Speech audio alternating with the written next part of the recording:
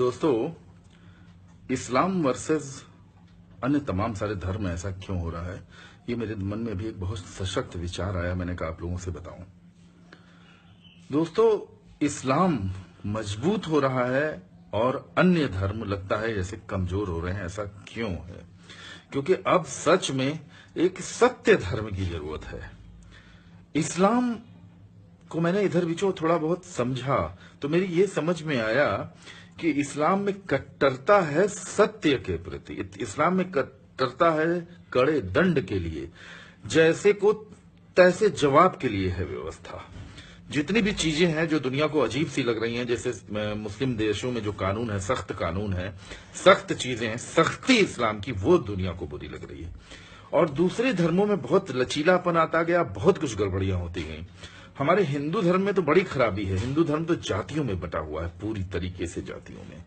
हिंदू धर्म में अभी मेरे मन में यही विचार आया कि हिंदू धर्म में जो लड़के हिंदू राष्ट्र, हिंदूपन के लिए लड़ रहे हैं, वो अपने कुल देवता, कुल पूजक, इन सब परंपराओं को भूले जा रहे हैं। कि आखिर उनकी मतलब हिंदू धर्म में आप हिंदुओं को 100 हिंदुओं को खड़ा कर दीजिए, 100 हिंदुओं के अलग अलग 100 ठो कुल देवता होंगे। नहीं, हमारा वहां पे कुल देवता का, हम गांव वहां के रहने वाले हैं, वहां के रहने वाले हैं, और वहां पे हमारा कुल देवता है। लेकिन इस्लाम में ऐसा नहीं। इस्लाम में सबकी एक ही ग्रंथ है, सबका एक ही किताब है, कुरान। कुरान का सब आदर करते हैं, कुरान की आयतों को पढ़ते हैं, कुरान के हिसाब से चलते हैं, और सत्य की राह पर चलने की, मतलब मेरी जो समझ में आ रहा है ना, इस्लाम को जो सबसे महत्वपूर्ण समझ में आ रहा है कि सत्य बोलो। सिर्फ असत्य बोलोगे तो तुमको मौत की सजा मिल जाएगी। बलात्कार करोगे तो तुमको मौत की सजा मिल जाएगी। चोरी करोगे तो तुम्हारा, अगर जिस हाथ से दंड करोगे तो हाथ को काट दिया जाएगा। ऐसा है इस्लामी देशों में कानून। तो इस बात को समझने की जरूरत है। जो मुस्लिम देश हैं उनमें कानून ऐसा है, तो मुस्लिम हमारे देश में चाह क्या रहे हैं, ये मेरी समझ में आया।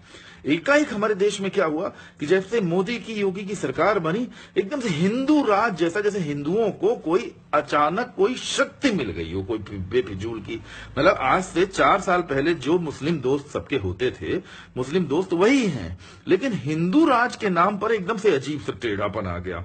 हिंदू राज आ गया, हिंदुस्तान में रहते हैं, ये हमारा देश है, हम बड़े भारी तोप हैं, और ये मुसलमान है, ये हमारे नहीं। ये कैसे आ गई? ये सोच कहां से आ गई? ये सोच गंदी आ गई। पहले आप अपने बाबा, परबाबा के भी बाबा किसी को जानते हैं? आप अपने कुल देवता को कितना जानते हैं? आप अपनी कुल पूजा को कितना जानते हैं? आप अपने रक्त के, अपने पुरखों को कितना जानते हैं? आपके बाबा कौन थे? आपके पिताजी कौन थे? पिताजी के पिताजी कौन थे? पिताजी की, आपका रक्त कहां से आया?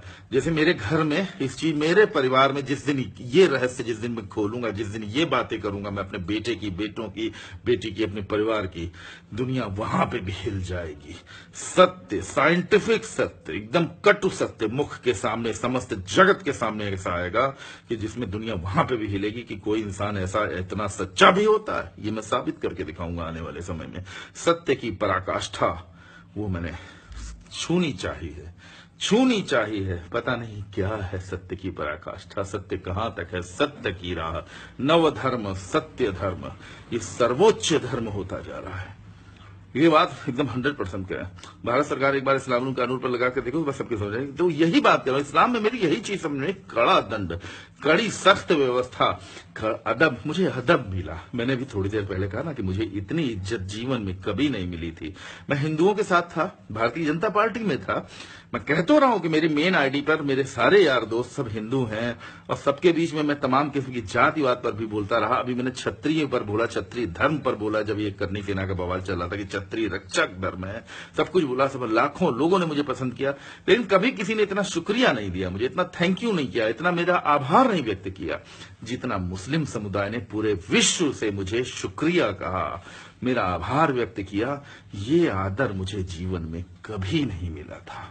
पूरी दुनिया के मुसलमानों ने अगर अनिल उपाध्याय को थैंक यू कहा, शुक्रिया कहा, आदर दिया, तो उसके पीछे कारण क्या है कि मेरे मुख से निकला सत्य, कि मैंने कहा कि मेरे देश में रहने वाला मेरा भाई जो हमवतन है, मेरा मुसलमान है, वो सिर्फ इसलिए उसको गलत मत कहो।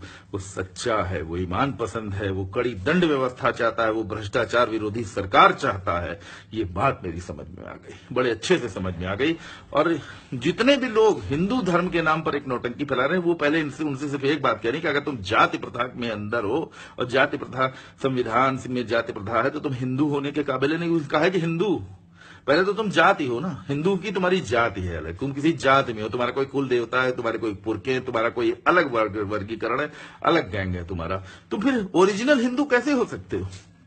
ओरिजिनल हिंदू के लिए तो यह है ना कि ठाकुर ब्राह्मण चमार सब बैठ के एक थाली में पहले खाना खाएं, तब है। अगर नौकरी के लिए खाली हिंदू हो, खाली नौकरी के लिए हिंदू होना ठीक नहीं है। जैसे सुनील चतुर्वेदी तुम लिख रहे हो, तो सुनील पाए 80% और सुनील को जॉब ना मिले, लेकिन दूसरा पाए 40%, उसको जॉब मिल जाए, तो सुनील को इस बात का कष्ट होगा। लेकिन सुनील से कहेंगे कि यार ये व्यवस्था खत्म कर रहे हैं, चलो साथ में बैठ के सबको खाना खाना, तो सुनील इसके लिए राजी होंगे। चलो सबको एक साथ रहना है, ब्राह्मणों के घर की बेटियां चमार के घर जाएंगी, चमार के घर की बेटियां ठाकुरों के घर को ब्याही जाएंगी। जिस दिन ऐसा सिस्टम आएगा उस दिन मैं समझूंगा कि कुछ बदलाव आ रहा है देश में। ये आवश्यक है, सामाजिक बदलाव आवश्यक है। आर्थिक बदलाव के पीछे रह के हमको लालच है, लाभ दे दो ज्यादा से ज्यादा, हमको और नौकरी दे दो और चाकरी दे दो, ये मुझे समझ में नहीं आता है। नमस्कार।